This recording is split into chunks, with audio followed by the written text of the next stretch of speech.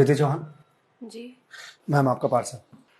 भैया नहीं चाहिए प्लीज। मैम अगर आपको नहीं चाहिए तो आपने जहाँ से ऑर्डर किया है वहाँ से आप रिटर्न रिक्वेस्ट डाल दीजिए, वापस हो जाएगा, पर यहाँ तो आपको लेना पड़ेगा। ठीक है दीजिए। मैम हाँ एक गिलास पानी मिलेगा? भैया आप कहीं और पी लो पानी प्लीज। मैम बहुत ज़ोरों की प्यास लगी है। ठीक है लाती हूँ।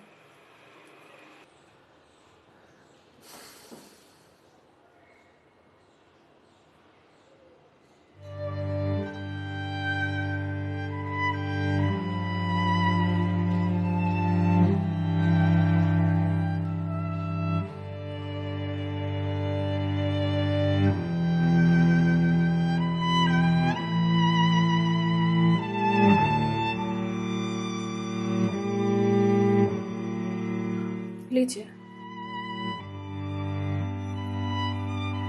लीजिए भैया, देख क्या रहे हैं?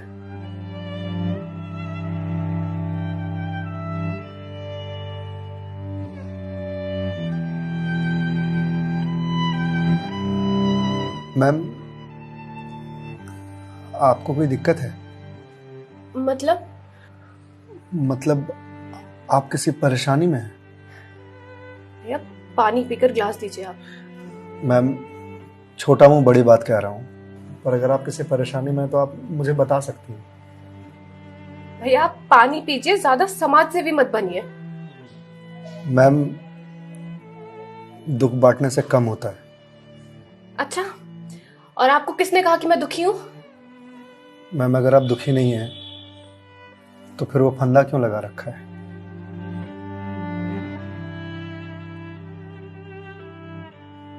मैम मैंने सुना है खुशियां बांटने से बढ़ती हैं और दुख बांटने से कम होता है। मैम बड़े से बड़ा दुख कम हो जाता है अगर आपके पास कोई सुनने वाला हो। मैम प्लीज़ मैम रोइए मत मैम देखिए, ये तो मुझे नहीं पता कि आपको क्या परेशानी है, पर अगर आप मुझे बताएंगे तो शायद मैं कोई सॉल्यूशन निकाल पाऊँ। नहीं, कोई मेरे लिए कुछ नहीं कर सकता। मेरे पास अब मरने के अलावा कोई ऑप्शन नहीं है। मैम ऑप्शन तो ढूंढने से मिलता है ना। आप एक बार मुझे बताइए ना, शायद मैं कोई जीने का ऑप्शन ढूंढ पाऊँ आपके लिए। क्यों बताऊं तुम्हें? क्या कर लोगे तुम? मैंने बोला ना, मेरी हेल्प कोई नहीं कर सकता है। मैम आप अगर मुझे नहीं बताएंगे तो मैं वैसे भी कुछ नहीं कर पाऊंगा, पर अगर आप मुझे बताएंगे तो शायद मैं कोई हल निकाल पाऊं। और अगर कोई हल नहीं निकला तो आप तो वैसे भी सुसाइड करने जा रहे थे, तो जाने से पहले अपना दुख मुझे बताते जाइए प्लीज।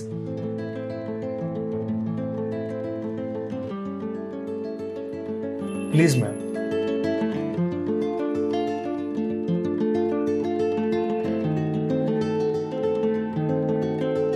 मैं ईएमआईस के चक्कर में फंस चुकी हूँ। मतलब मैं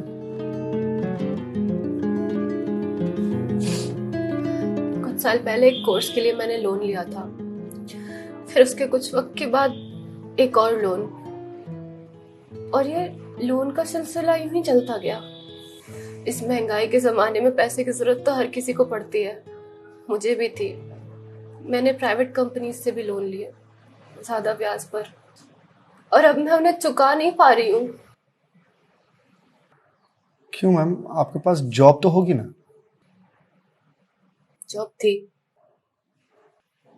पर मैं जिस कंपनी में जॉब करती थी उस कंपनी ने मुझे ये कहकर टर्मिनेट कर दिया कि फाइनेंशियल लॉस के कारण वो मुझे और मुझ जैसे कुछ एम्प्लॉयज को सैलरी नहीं दे सकते। तो मैम आप किसी और कंपनी में ज्वाइन कर लो, बहुत सारी कंपनीज हैं यहाँ तो। तुम्हें क्या लगता है मैंने अप्लाई करने का ट्राई नहीं करा होगा? जॉब नहीं खोजी होगी? बहुत की थी, पर इस रिसेशन के जमाने में जॉब मिलना कितना मुश्किल है कि तुम जैसे डिलीवरी बॉय को क्या पता।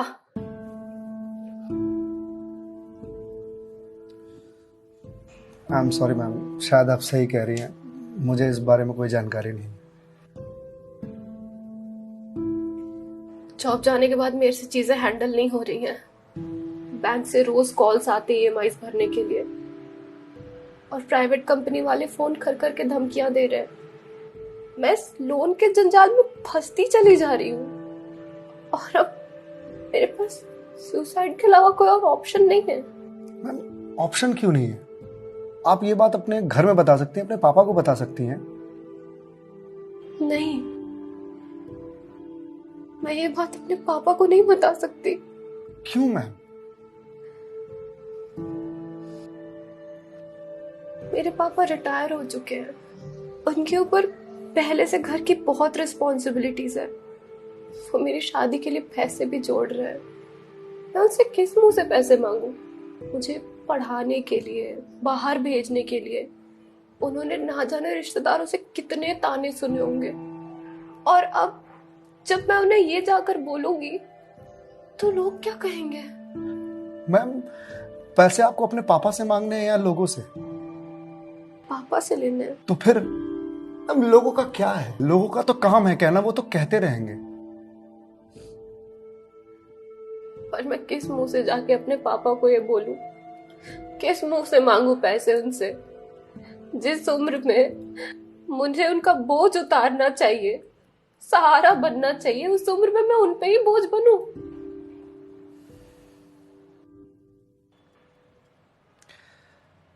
मैम एक बात बताएंगे आप, बचपन में आपकी सबसे फेवरेट चीज क्या थी?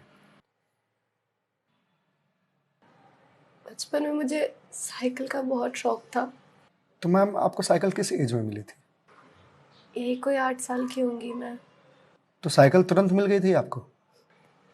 नहीं, पापा तो मान ही नहीं रहते, बोल रहे थे गिर जाएगी, चोट लगा लेगी।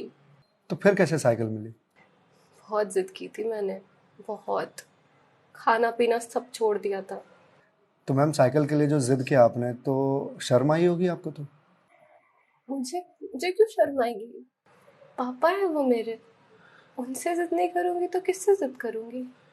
तो मैम जब बचपन में साइकिल के लिए जिद करने में शर्म नहीं आई तो अब क्यों आ रही है? मैम अभी आपने कहा कि आपके पापा आपकी शादी के लिए पैसे जोड़ रहे हैं, और आप तो यहां सुसाइड कर रही हो, तो वो उन पैसों का क्या करेंगे? या उन्हें यह जानकर बहुत खुशी होगी कि उनकी बेटी ने शादी का बोझ हल्का कर दिया उनके सिर पर से। मैम आपको मालूम है, हमारे जनरेशन की दिक्कत यही है कि हम अपने आप को इतना बड़ा समझ लेते हैं कि हम अपने पेरेंट्स से ही अपनी बात छुपाने लगते हैं। कभी ये कहकर कि पापा मम्मी नहीं समझेंगे, या कभी ये कहकर कि मैं उन्हें परेशान नहीं करना चाहती, या कभी ये कहकर कि हम दोनों की सोच नहीं मिलती है। एक बार आप अपनी दिक्कत अगर अपने पेरेंट्स से शेयर कीजिएगा ना, तो आपको जीवन में फिर कभी सुसाइड करने की जरूरत नहीं पड़ेगी, या मेरे जैसे किसी अनजान से अपनी बात शेयर करने की जरूरत नहीं पड़ेगी। प्लीज मैम एक बार शेयर करके देखिए, उनसे बेहतर दोस्त इस दुनिया में कोई नहीं हो सकता। प्लीज मैम एक बार ट्राई कीजिए, प्लीज मैम।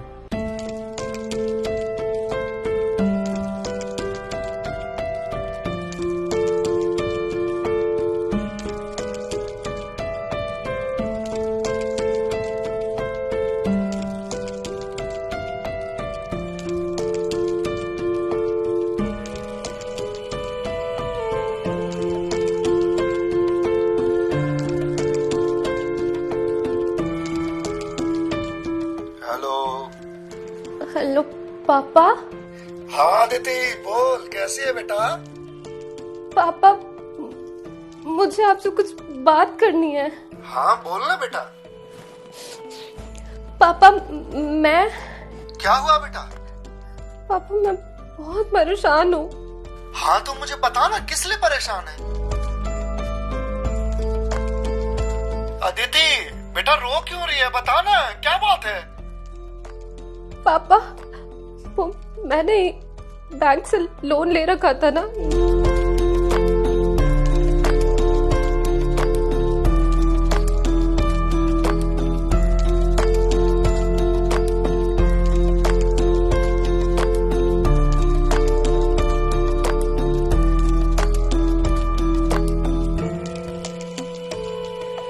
देख बेटा, जो हो गया सो हो गया, तू चिंता मत कर, मैं हूं ना, बाप जिंदा है, मैं काम करता हूँ, मैं कल ही तेरे पास आता हूँ, तो बिल्कुल भी चिंता मत कर। हाँ पापा, आप प्लीज आ जाइए। देखा मैं, आपके पापा आपके एक फोन पर यहाँ आने को तैयार हो गए और आप इतने दिनों से अकेले सफर कर रहे थे। मैम, मम्मी पापा से बढ़िया दोस्त कोई हो ही नहीं सकता। आप एक बार उन्हें दोस्त बना करके तो देखिए। आप सही कह रहे हैं भैया, मम्मी पापा से अच्छा दोस्त कोई नहीं हो सकता है। Thank you. It's okay ma'am, ये लीजिए क्लास। वंस अगेन भैया, thank you so much. It's okay ma'am, bye. Ma'am जी? मेरे पास आपके लिए कुछ है, यही रुकिएगा, मैं थोड़ी देर में आता हूँ।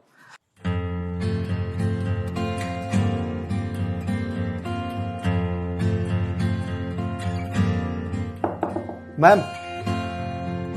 जी भैया।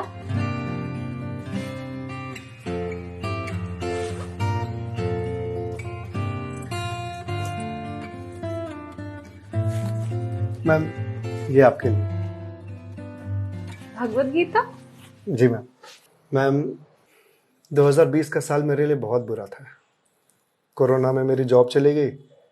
पहले के कुछ महीने जो थे वो तो सेविंग्स से निकल गए, लेकिन उसके बाद के कुछ महीने बहुत ज़्यादा टफ था। मेरे ऊपर भी आपके ही तरह बहुत सारे EMIs थे जो मैं पे नहीं कर पा रहा था, जिस वजह से मैं बहुत परेशान था और सुसाइड करने की सोचने लगा था। और एक दिन तो सुसाइड करने निकल भी गया था, लेकिन पापा ने मुझे पकड़ लिया। पहले तो बहुत डांटा,